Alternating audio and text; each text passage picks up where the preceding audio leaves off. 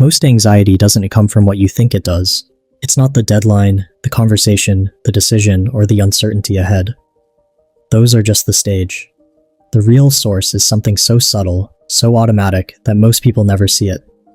But once you do, everything changes. Not because your circumstances suddenly improve, but because the entire mechanism that creates anxiety in the first place stops working. Right now, as you're watching this, your mind is probably doing something. It's scanning, checking, monitoring. Is everything okay? What could go wrong? What needs to be figured out? What hasn't been resolved yet? This isn't your fault. Your brain is designed to do this. But here's what nobody tells you. The scanning itself is the anxiety, not what it finds. The act of constantly checking for problems creates the feeling that something is wrong, even when nothing is. It's like having a smoke alarm that goes off not because there's a fire, but because it's checking whether there might be one. Eventually, you can't tell the difference between the alarm and actual danger. Let me tell you about the worst year of my anxiety. I was 26, and I developed this habit of checking everything constantly, checking my body for weird sensations, checking my thoughts for disturbing ones, checking my relationships for signs they were falling apart, checking my performance at work for evidence I was failing. I thought I was being responsible, vigilant, prepared, but I was exhausted in a way that sleep couldn't touch. Every morning started with this heavy dread before I'd even opened my eyes. Not because anything bad had happened, but because I knew the checking would start again.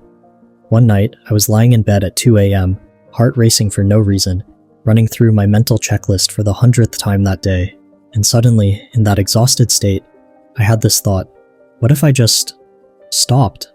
Not stopped caring, not stopped being responsible, but stopped the constant monitoring, stopped interrogating every sensation, every thought, every possibility.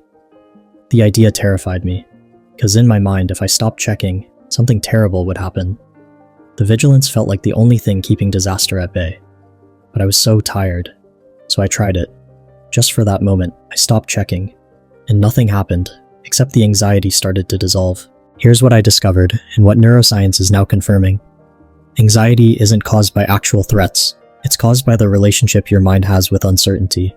Let me say that again because it's important. Anxiety is your mind's relationship with not knowing. Think about it. When you know something bad is definitely happening, you don't feel anxious.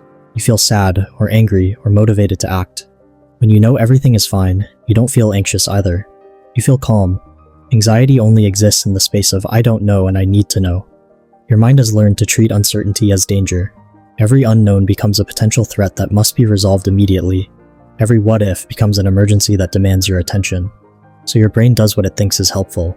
It tries to eliminate uncertainty. It checks, analyzes, plans, predicts, reviews, and rehearses. It creates stories about what might happen so you can prepare for every possibility. But here's the problem. Uncertainty is infinite. You can never check enough. You can never plan for every scenario. You can never achieve complete certainty about anything in life. So the checking never ends. And the checking itself, that constant mental activity, generates the physical sensations and racing thoughts that you experience as anxiety. Let me show you how this works in real life. Imagine you send a text to someone important. They don't respond for an hour. Your mind immediately starts, did I say something wrong? Are they upset with me? Should I have worded it differently? Maybe they're ignoring me. What does this mean about our relationship? Each of these thoughts triggers a small stress response in your body. A little cortisol, a slight increase in heart rate, some muscle tension. Now your mind notices these sensations and thinks, see? There is something to worry about. Look how anxious I feel. This must be important. So it checks again, scans again, generates more scenarios, which creates more sensations, which the mind interprets as more evidence of danger, which generates more checking. This is the anxiety loop, and it can happen about anything: your health, your work, your relationships, the future. Even checking whether you're checking too much. The content changes, but the mechanism stays the same. Uncertainty triggers checking. Checking creates sensations. Sensations confirm the need to keep checking. Most advice about anxiety gets this wrong. It tells you to think positive thoughts, practice gratitude, challenge your negative thinking, breathe deeply, and while these things can help in the moment, they're treating the symptoms, not the cause. Because the problem isn't what you're thinking about, it's that you're relating to uncertainty as if it's an emergency that must be solved immediately. You can have the most positive, rational, balanced thoughts in the world.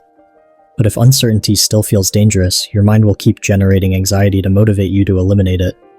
It's like trying to stop a smoke alarm by thinking positive thoughts about fire safety. You haven't addressed why the alarm is going off in the first place. So here's the one thing that makes most anxiety die. You stop treating uncertainty like danger, not by force, not by convincing yourself, but by changing your actual embodied response to not knowing. When you feel that familiar pull to check, to figure out, to resolve, to make sure, you recognize it, and instead of following it, you allow the uncertainty to exist without needing to do anything about it. This sounds simple, but it's revolutionary, because your entire system has been operating on the assumption that uncertainty is dangerous and must be eliminated. When you stop acting on that assumption, everything shifts. The thoughts can still come. What if this goes wrong? But instead of treating that as a question that needs answering, you recognize it as just mental noise, like hearing traffic in the distance. The sensations can still arise, tight chest, racing heart, butterflies in your stomach. But instead of interpreting them as evidence of danger, you let them be there without adding story or meaning to them. Here's what's wild. When you stop feeding the anxiety loop with your attention and effort, it doesn't escalate. It doesn't spiral. It just fades. Usually within a few minutes. Sometimes within seconds. Because anxiety requires your participation. It needs you to engage with it, to take it seriously, to treat it as important information that must be acted upon. When you stop participating, the mechanism has nothing to work with. Now, this doesn't mean ignoring real responsibilities or actual problems. If there's something you can practically do right now, you do it. If you need to make a decision, you make it with the information you have. But 90% of anxiety isn't about problems that can be solved right now. It's about problems that might exist in the future, or situations where there's genuinely nothing to do except wait and see.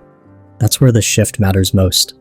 Someone cuts you off in traffic, and your mind wants to spend the next 20 minutes replaying it, analyzing their intentions, imagining confrontations. You recognize this as uncertainty about, why did they do that? What does it mean about people? What if it happens again?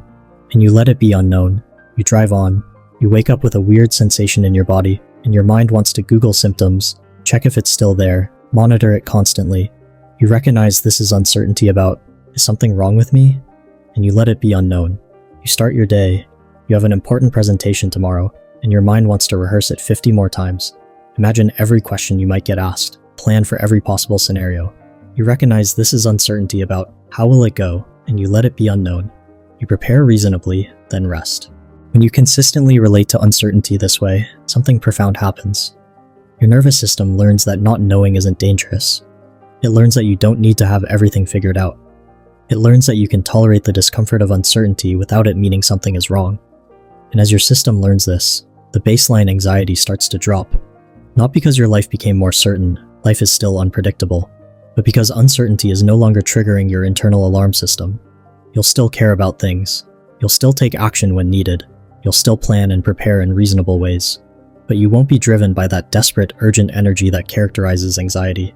There's a lightness that emerges, a sense of okayness even when things aren't resolved, a quiet confidence that you can handle whatever comes, not because you've planned for everything, but because you've stopped needing to. People notice something different about you. You seem less reactive, more present. There's a steadiness that wasn't there before, not because you have all the answers, but because you're no longer desperately seeking them. Conversations become easier because you're not monitoring everything you say for potential problems. Decisions become clearer because you're not paralyzed by trying to guarantee the right outcome. Sleep comes more naturally because you're not carrying the day's uncertainties into the night. This isn't about achieving some permanent state of calm where you never feel anxious again. It's about changing your relationship with the feeling when it arises. When that old familiar sensation shows up, the tightness, the racing thoughts, the urge to check, you smile a little. Because you recognize it now. You see what it's trying to do, and you don't need to dance with it anymore. You let the uncertainty be uncertain. You let the unknown be unknown. And in that letting, most anxiety simply dissolves. So as you move forward from here, watch for it. Notice when your mind is trying to resolve uncertainty that can't be resolved right now. Notice the checking, the analyzing, the mental rehearsing. And when you catch it, try something radical. Do nothing. Let the uncertainty exist. Let the not knowing be okay. It will feel uncomfortable at first. Your mind will insist this is important, that you need to figure it out. But stay with that discomfort for just a few moments. Watch what happens. You might discover that the thing you've been running from your entire life, uncertainty, isn't actually dangerous at all. It's just life being life, and most of your anxiety, it was just the running. If this resonates with you, drop the words "I'm staying" in the comments below. Not staying anxious, staying present, staying with what is, staying in the not knowing without needing to escape it. And if you want to go deeper into transforming your relationship with difficult emotions and thoughts, I've created a collection of ebooks that explore these concepts in practical detail. You'll find the link in the description below. These aren't about quick fixes or magic solutions. They're about genuinely understanding how your mind works and how to work with it instead of against it. The universe, or life, or whatever you want to call it, has never needed you to have everything figured out. It's been waiting for you to remember that not knowing is exactly where the aliveness is.